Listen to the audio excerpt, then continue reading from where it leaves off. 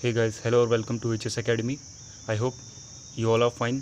सो आज हम डिस्कस करेंगे रिस्क असेसमेंट के बारे में। बेसिकली इसमें हम 3 पॉइंट डिस्कस करेंगे। पहला, व्हाट इज़ रिस्क असेसमेंट, कितने टाइप के रिस्क असेसमेंट होते हैं, एंड नेक्स्ट है आपका मेथड ऑफ रिस्क असेसमेंट। सो आज हम बेसिकली डिस्कस करेंगे, हम ज़्यादा एडवांस लेवल पर नहीं जाएंगे। बेसिकली जो टाइप्स ऑफ रिस्क असेसमेंट होते हैं इसमें हम वो डिस्कस करेंगे, ठीक है।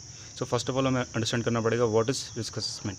सो देखिए, रिस्क असेसमेंट एक ऐसा प्रोसेस है और एक ऐसा मेथड है जिससे कि हम किसी भी पर्टिकुलर वर्क का रिस्क इवैल्यूएट करते हैं। इवैल्यूएट मतलब पता लगाते हैं उसमें कितना रिस्क है, ठीक है। उसका हम पता लगाते हैं उसमें कितना रिस्क है। अब देखिए, हम अपनी नॉर्मल लाइफ में, फॉर एग्जांपल मैं नॉर्मल लाइफ का एग्जांपल लेता हूँ। जब हम रोड को क्रॉस कर रहे होते हैं, आपने देखा होगा ट्रैफिक होता है, उसमें से हम वहाँ पे भी एक रिस्क असेसमेंट कैरी आउट करते हैं। कैसे करते हैं? हम वहाँ पे खड़े रहते हैं, ऑब्जर्व करते हैं जो गाड़ी है वो कब कम आ रही है, कब स्टॉप हो रही है, ठीक है, रिस्क कितना है वहाँ पे, then only we will cross the road. So ये भी एक टाइप का नॉर्मल रिस्क असेसमेंट है जो अपनी लाइफ में डेली बेसिस पे कैरी आउट करते हैं। और बहुत सारे ऐसे रिस्क असेसमेंट के एग्जांपल्स हैं जो आप देख सकते हैं अपनी डेली टू डेली लाइफ में, ठीक है। So risk assessment is a method which is use to evaluate the risk from a particular work activity and implement the control measures to reduce the risk up to the acceptable levels. ये उसकी एक simple definition हो सकती है, आप easily बना सकते हैं। अगर आप समझ गए तो आप इजीली डेफिनेशन को भी कंस्ट्रक्ट कर सकते हैं। ऐसा कोई स्टैंडर्ड नहीं है कि पर्टिकुलर आपको बुक से ही लेना है। नेक्स्ट है आपका टाइप्स ऑफ रिस्क असेसमेंट। अब देखिए, इसमें बेसिकली अगर आप सिंपल बेसिस में लेंगे तो मैं इसको 2 टाइप में डिवाइड कर सकता हूँ। पहला है स्टैटिक एंड नेक्स्ट है डायनामिक, ओके। अब अगर आप एडवांस में जैसे निबॉश इंटरनेशनल डिप्लोमा वगैरह में जाएंगे तो आपको qualitative, quantitative, semi quantitative and semi qualitative भी मिल जाएगा, लेकिन उसको हम नेक्स्ट वीडियो में डिस्कस करेंगे। अभी हम देखते हैं static and dynamic for basic understanding. अब देखिए, फॉर एग्जांपल मेरे पास है रिस्क असेसमेंट किसी एक स्कैफोल्डिंग का, ओके, जो कि हमने इंस्टॉल कर रखी है जम्मू एंड कश्मीर में, ओके। और अनदर है मेरे पे एक रिस्क असेसमेंट एक स्कैफोल्डिंग का जो हमने कंस्ट्रक्ट कर रखी है कन्याकुमारी में, ओके। अब नाउ कन्याकुमारी में climatic conditions and soil conditions सारी डिफरेंट है in comparison of Jammu Kashmir.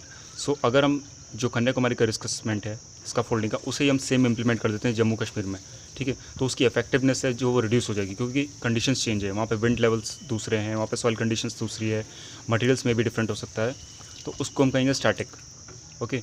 जो मेन प्रॉब्लम चल रही है आजकल, हम लोग सिंपली किसी भी रिस्क असेसमेंट को ले लेते हैं और किसी भी वर्क प्लेस पर इंप्लीमेंट करते हैं without considering the original condition which are present on the site, okay. Dynamic risk assessment वो होता है जो कि ओरिजिनल कंडीशन साइट पे प्रेजेंट है उनको कंसिडर करने के बाद बनाया जाए। जैसे हमने यहाँ के लिए अलग बनाया, यहाँ के लिए अलग, और यहाँ का रिस्क असेसमेंट यहाँ पे इंप्लीमेंट नहीं हो सकता है because conditions are different, okay, conditions are different, hazards are different.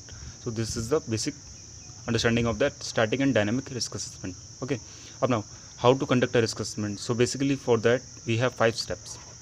अगर हमें कंडक्ट करना है तो उसके लिए हमारे पास 5 स्टेप्स हैं रिस्क असेसमेंट को कंडक्ट करने के लिए। पहला है आइडेंटिफाई द हैजर्ड्स, ओके।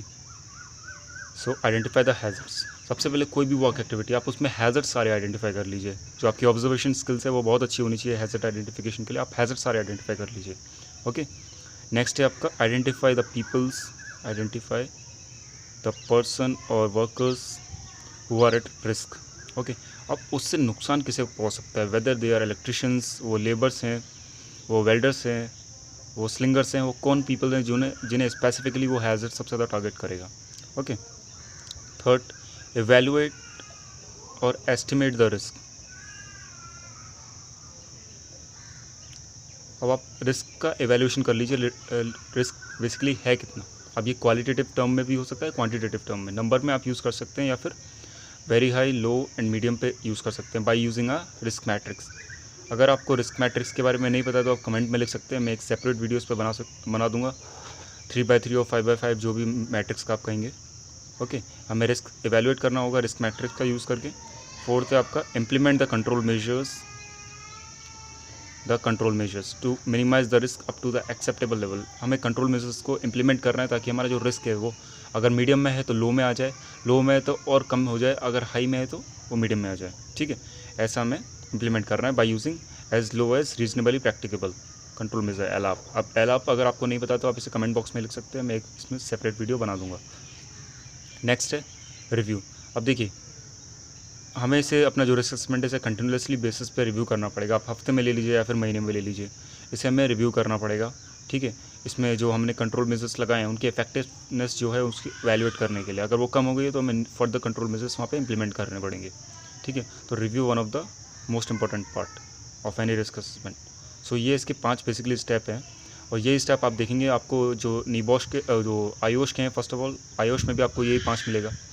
निबॉश में भी आजकल रिस्क असेसमेंट उन लोगों ने मैंडेटरी कर दिया है आपका IG2 के लिए, तो उसमें भी आपको बेसिकली इसी तरीके से कैरी आउट करना है, बट थोड़ा प्रोफेशनली आपको उसमें इंट्रोडक्शन देना पड़ेगा। उसमें एक तरीके से फॉर्मेट वो आपको देंगे, आपको क्या किस तरीके से बनाना है। रिस्क असेसमेंट उसका वन ऑफ द पार्ट होगा लास्ट में। ओके, सो ये बहुत ही इंपॉर्टेंट टॉपिक है निबॉश के पर्सपेक्टिव से भी और आयोश के पर्सपेक्टिव से भी।